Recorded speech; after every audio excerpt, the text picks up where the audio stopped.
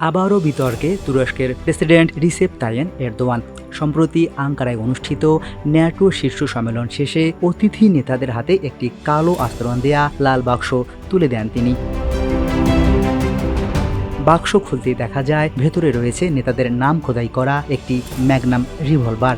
সঙ্গে দেয়া হয়েছে 6টি তাজা গুলি। একটি চিরকুটে উল্লেখ ছিল, অস্ত্রটির ক্ষেত্রে রপ্তানি নিয়ন্ত্রণ আইন প্রযোজ্য হবে না। যুক্তরাজ্যের প্রধানমন্ত্রী কিয়ার স্টারমার জানান, এমন উপহার পেয়ে তিনি এবং অন্য নেতারা বিস্মিত হন। বেলজিয়ামের প্রধানমন্ত্রী বার্ট ডি ওয়েভার দেশে ফিরেই রিভলভারটি বিমানবন্দর পুলিশের কাছে জমা দেন। ইউরোপীয় কমিশনের প্রেসিডেন্ট উরসালা ভন ডার লেয়েনের কার্যালয় জানিয়েছে, অস্ত্রটি অকেজো করে পরে সামরিক জাদুঘরে সংরক্ষণ করা হবে। অন্যদিকে কয়েকটি রিভলভার এখনও তুরস্কেই রেখে দেওয়া হয়েছে।